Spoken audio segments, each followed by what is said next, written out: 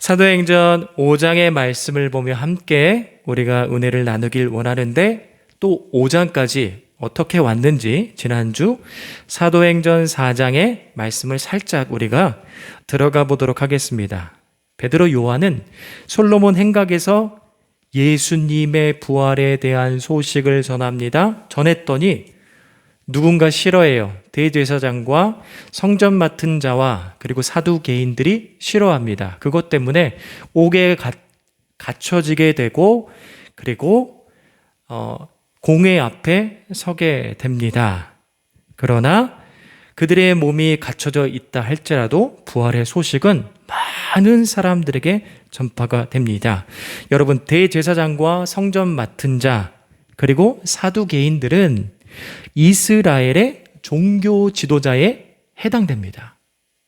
그렇다면 그 누구보다도 남들보다 빠르게 예수님을 환대하고 또한 예수님을 전해야 되는데, 예수님을 전했다는 이유만으로 지금 베드로와 요한을 핍박하는 거예요.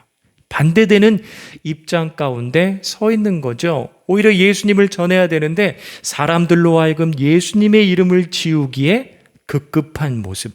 왜 사두개인 그리고 성전 맡은 자, 오히려 율법을 잘 아는 자들이 메시아를 환대해야 되는데 그러지 못하는 것인가?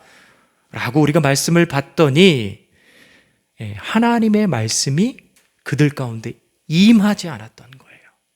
마음 가운데, 생각 가운데 하나님의 말씀이 임하지 못하다 보니까 하나님의 뜻 가운데 하나님 원하시는 방향으로 가야 되는데 반대되는 방향으로 가더라는 거예요.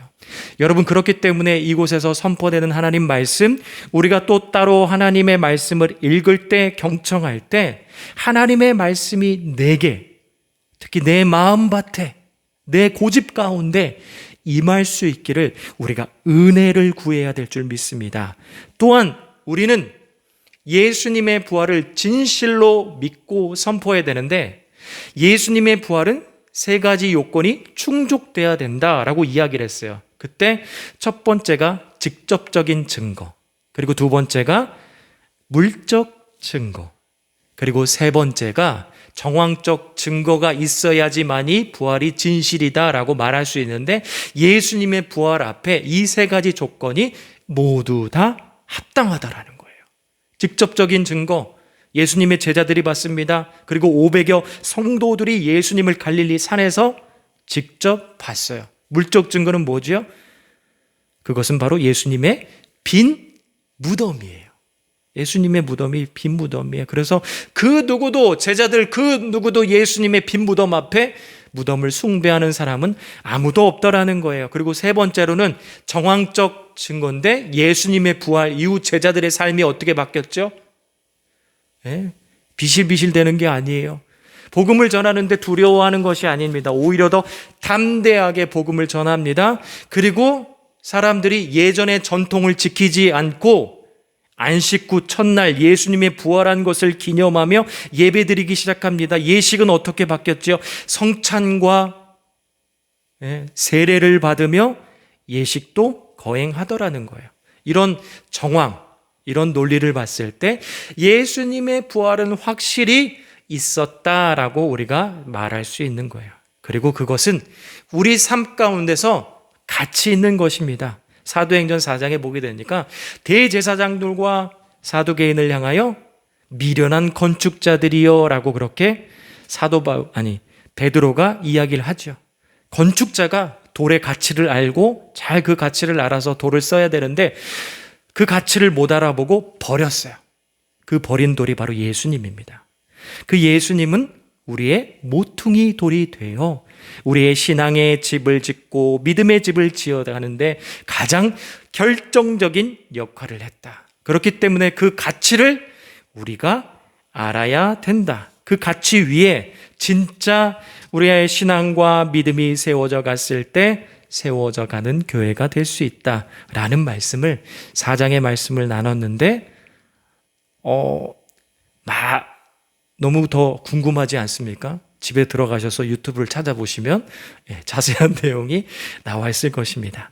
오늘은 사도행전 5장의 말씀을 나눌 텐데, 그동안 초대교회에 외부적인 공격과 압박이 있었다면 오늘은요, 내부적인 어려움이 발생하게 돼요. 그 어려움이 무엇인지 우리 계속해서 들어가 보도록 하겠습니다. 초대교회 안에는요, 아나니아와 삽비라, 오늘 읽는 가운데 아나니아 삽비라 이름이 계속 나오지 않습니까?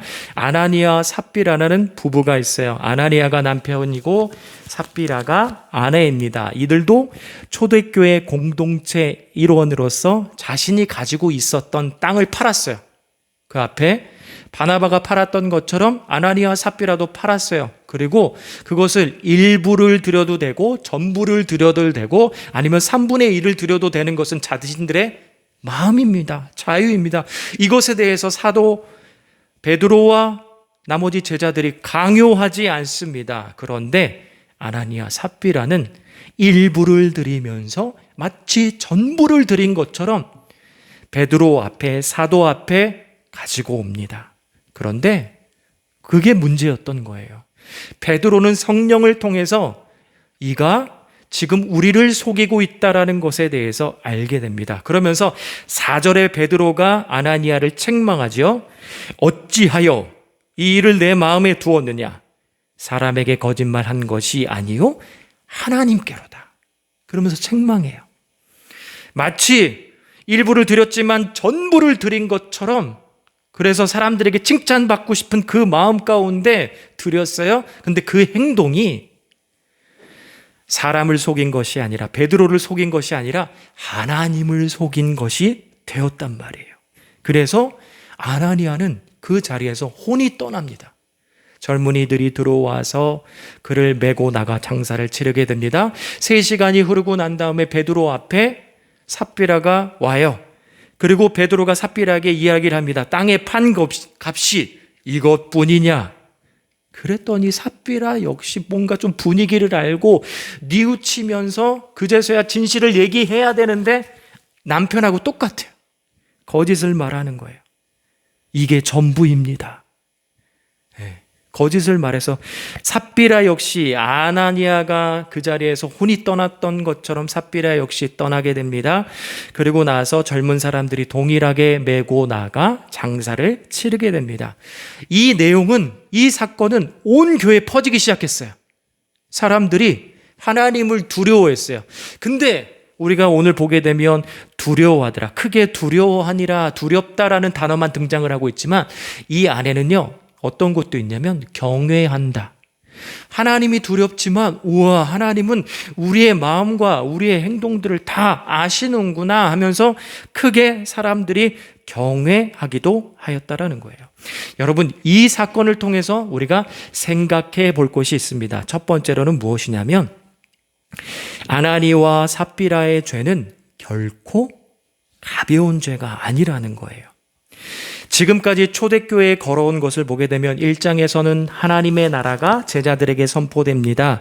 2장에서는 약속대로 성령을 받았지요. 그리고 3장에서는 성전 미문에 나면서부터 앉은뱅이를 고치세요.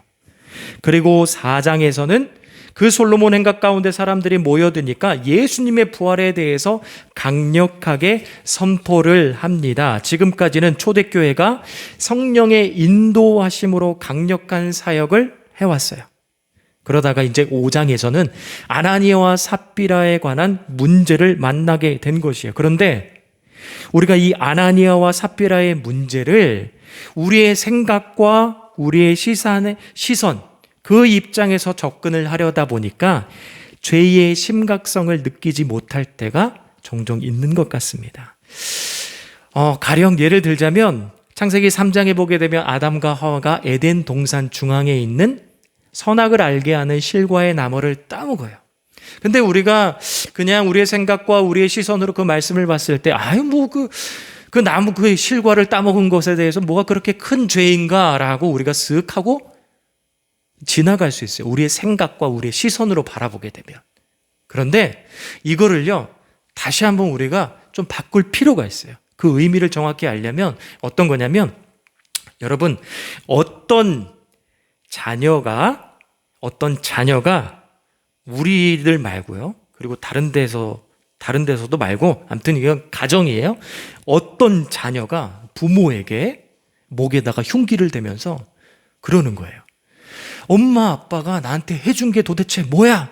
이제 앞으로 내 인생은 내 마음대로 살 거야 라고 했을 때 여러분, 그 자녀가 착하게 보이나요? 아니면 이런 저런 나쁜 녀석 같은 이라고 그렇게 생각이 될까요? 두 번째, 후자일 겁니다. 그렇죠? 누구나 다 이것을 봤을 때 저런 착한 아들 이렇게 생각하는 것이 아니라 정말 나쁜 사람이구나, 나쁜 자녀구나 라고 그렇게 공분할 수밖에 없을 거예요. 여러분, 이 아담과 하와의 죄는 이런 것과 같다라는 거예요. 결코 아담과 하와의 죄는 나무 실과를 따먹었다는 별것도 아닌데 라고 생각할 수 있는 문제가 아니라는 거예요. 너무나도 무겁고 무거운 죄라는 거죠. 그렇기 때문에 칼빈은 이 부분에 대해서, 이 죄에 대해서 이렇게 고발을 우리에게 해주고 있어요. 5가지 고발을 하는데, 첫 번째, 이 아나니아의 삽비라의 죄는, 이 죄는 하나님을 업신여긴 죄라는 것이래요. 피조물이 창조주를 어떻게 업신여길 수가 있느냐? 만들어진 자가 만든 자에게 마치 이 아담과 하와가 내 마음대로 살 거예요, 나 이제 하나님의 간섭 받기 싫어요 라고 하는 것과 같은 그런 죄라는 거예요. 그렇기 때문에 결코 가벼워질 수 없는 거죠. 둘째로는요, 하나님께 거짓된 봉헌을 한 죄예요. 여러분, 우리가 조선시대에 산다고 생각해 보세요. 왕 앞에 평민이 거짓말을 할 수 있을까요? 없을까요? 없어요. 그렇죠? 아니, 조선시대가 아니어도 지금 대통령이 있어요. 근데 대통령 앞에 내가 보고를 하는데 거짓으로 보고한다? 이거는 라스베가스에서나 상상할 수 있을 법한 이야기인 거예요. 그렇죠? 감히 우리가 거짓으로 보고할 수 없어요. 그리고 여러분, 세 번째, 어떤 죄를 저질렀느냐? 아나니아 삽비라의 죄예요. 교회에서 명예를 얻으려고 패역한 허영심에 물든 죄. 그러니까 우리가 하나님의 명예를 높이고 하나님을 높여야 돼요. 3장에서처럼 베드로가 사람들이 나를 주목할 때 내가 한 게 아니야, 이거는 하나님이 한 거야, 예수님이 한 거야 라고 그렇게 높이는 것처럼 높여야 되는데, 허영심에 물들어서 그래? 내가 좀 높임을 좀 받아볼까? 라고 한 죄라는 거예요. 그리고 넷째는 주님의 사랑을 배신한 죄입니다. 주님께서 우리를 어떻게 사랑하셨죠? 독생자 아들을, 자신의 아들을 전부를 드리기까지 우리를 사랑했는데 우리는 발등을 찍고 뒤통수를 친 격이 아나니아 삽비라의 죄가 된다라는 것이죠. 그리고 마지막으로, 하나님은 이 이야기를 가장 하고 싶었을 거예요. 예수님은 이 이야기를 가장 하고 싶었을 거예요. 마지막으로 거룩한 교회를 죄로 오염시키려고 한 죄입니다. 여러분, 교회는요, 사도행전 20장에 보게 되면 하나님의 핏값으로 산 것이다. 고린도전서에 보게 되면 값으로 샀으니 교회가 거룩한 것처럼 너희도 거룩해라 라고 이야기를 하는 거야. 근데 그 거룩한 교회를 아나니아 삽비라가 그렇게 일부를 드리면서 마치 전부를 드린 것처럼 하는 행동은 거룩한 이 교회의 이름을 더럽히는 죄가 된 것입니다. 그렇기 때문에 결코 이 죄가 작다라고 우리가 말할 수 없는 거예요. 여러분, 오늘 본문에 보게 되면 2절에, 우리 2절 한번 같이 읽어볼까요? 한번 읽도록 하겠습니다. 시작. 그 값에서 얼마를 감춤해 그 아내도 알더라.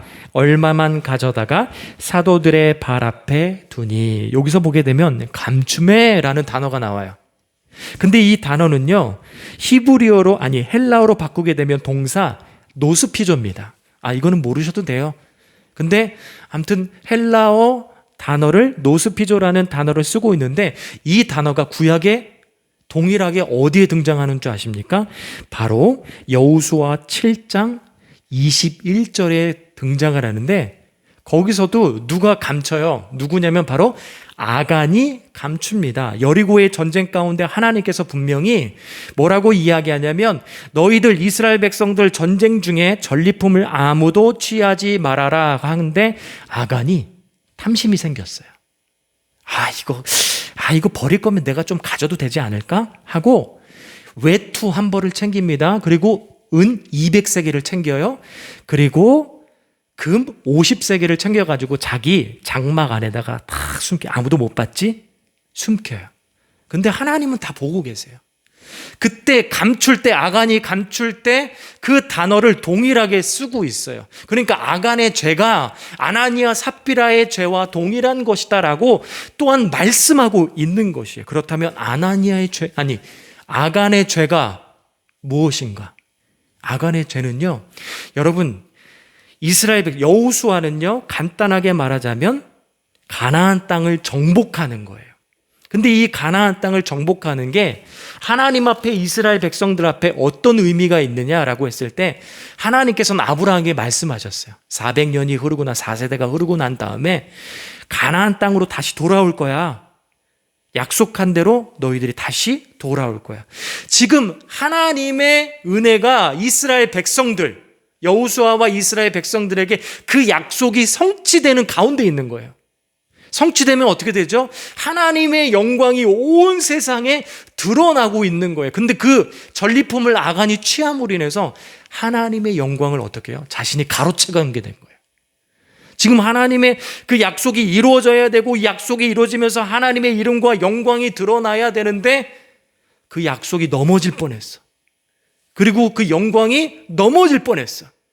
그러니까 이거는 그 영광을 가로챈 격이다라고 많은 신학자와 목사님들이 같은 마음으로 고백을 하고 있는 거예요. 아나니아 삽비라 죄도 마찬가지인 거예요.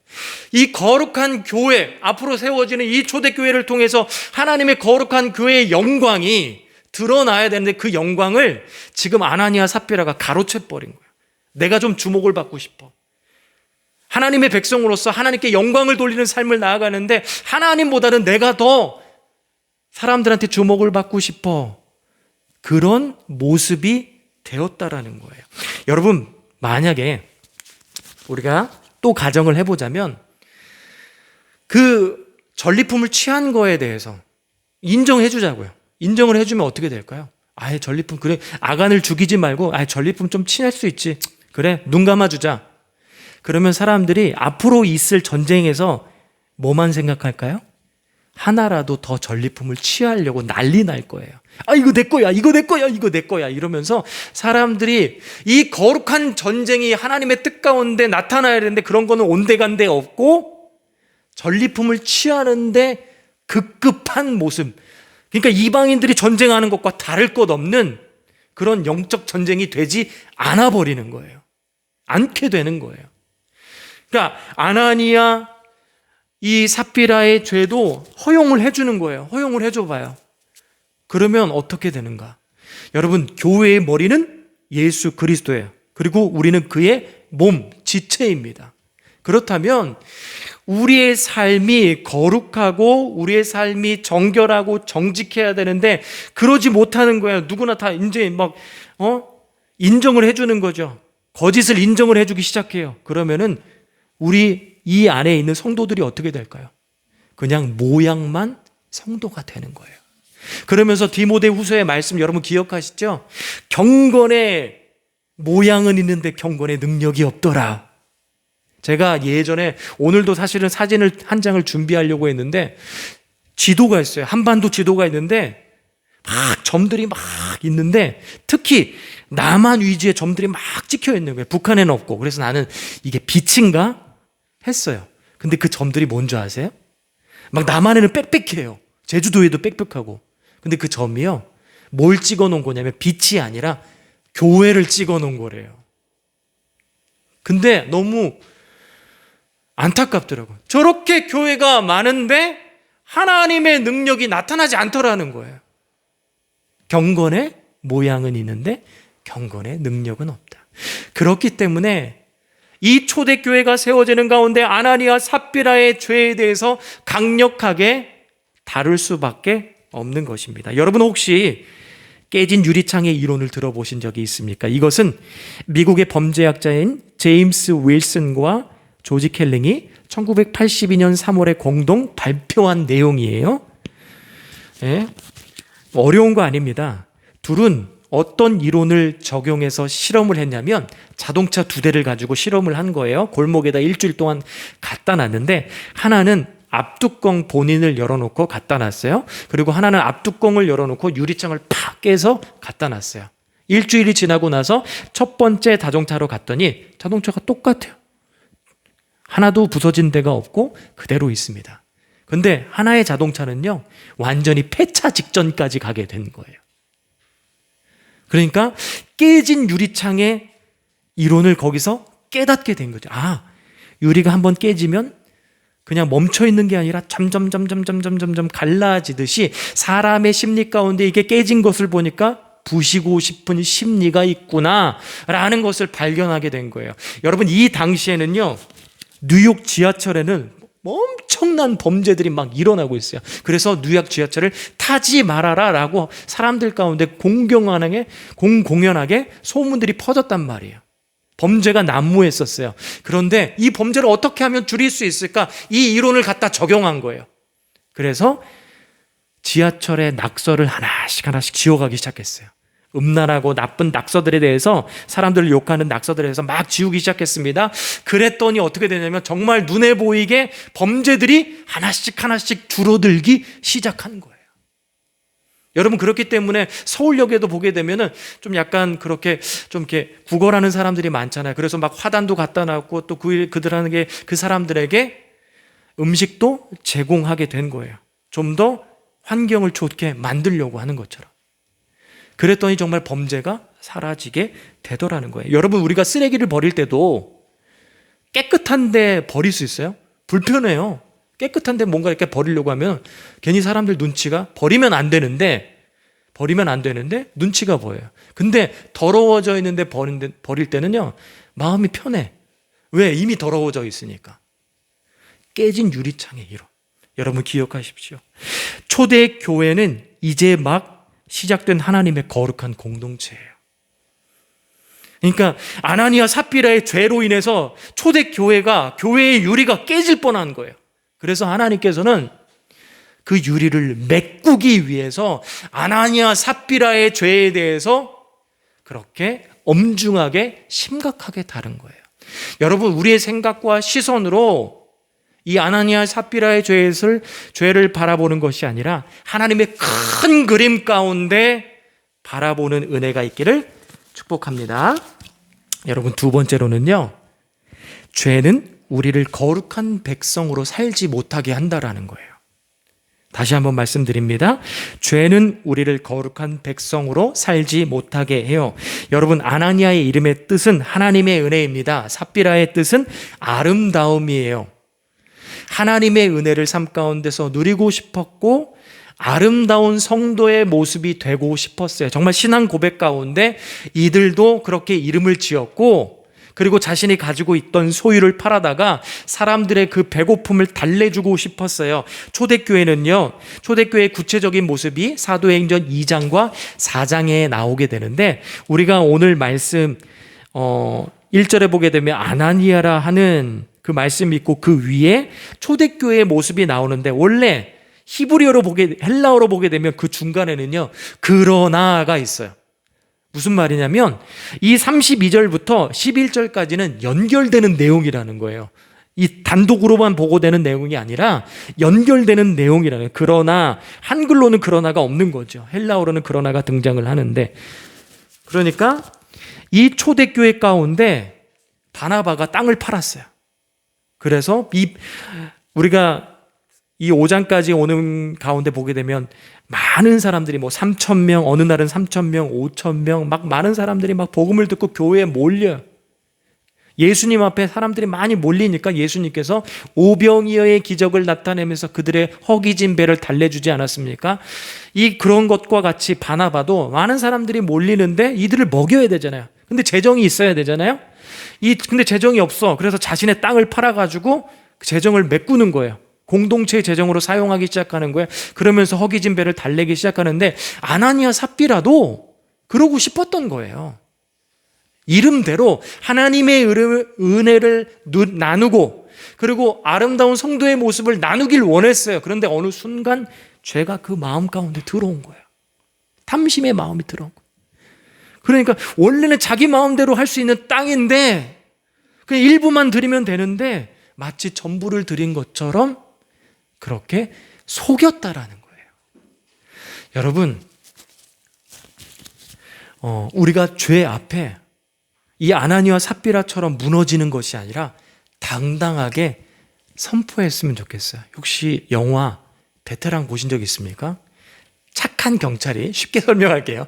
착한 경찰이 부패 경찰한테 막 청탁을 받은 경찰한테 뭐라고 이야기하냐면, 야, 경찰이 돈이 없지 가오가 없냐? 이런 얘기를 딱 해요. 이게 많은 명장면 중에 하나인데, 그런 것처럼 죄가 우리를 막 유혹해, 사단이 우리를 유혹해. 그럴 때 성도가 돈이 없지 가오가 없냐? 이러면서 그 죄를 물리칠 수 있는 은혜가 있기를 축복합니다. 네, 마지막 세 번째로는요. 그래서 여러분, 우리가 이 땅을 살 때 교회에서 어떻게 살아야 되느냐? 성화의 삶을 추구하며 나아가야 돼요. 성화의 삶을. 이것도 쉽게 설명하도록 하겠습니다. 성화라는 것은 뭐냐면 내가 있는 그 자리에서 하나님을 바라보는 것이에요. 바라보는 것. 여러분, 아이들이 자랄 때 누구를 가장 많이 바라보죠? 부모를 바라봅니다. 그러니까 이 아이한테 나오는 게 뭐예요? 부모의 모습이 그대로 투영되어서 나오지 않습니까? 가장 큰 많은 영향력을 받기 때문에 부모의 장단점이 그대로 자녀에게 나올 수밖에 없는 거예요. 그렇기 때문에 우리도 자녀된 우리, 하나님의 자녀된 우리도, 예수님의 자녀된 우리도 예수님을 바라봐야 돼요.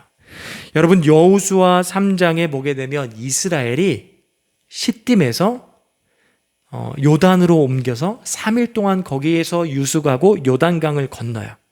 3일 전에는 그렇게 물이 많지 않았어요. 그런데 물이 많아지기를 기다린 거예요.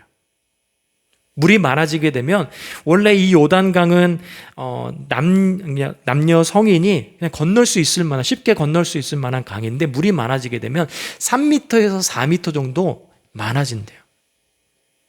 그 자리에는 남자, 여자 뿐만 아니라 노인들도 있고 어른들도 있고 가축들도 있는 상황이에요. 그러니까 홍해처럼 갈라지지 않으면 건널 수가 없는 거예요. 언약궤를 맨 제사장이 처음에 요단강을 탁 밟는 순간 홍해가 갈라질 때 갈라집니다. 그리고 언약궤와의 거리는 2000규빗, 정확하게 914m, 대략 1km 정도 거리를 두고 그 요단강을 건너기 시작합니다.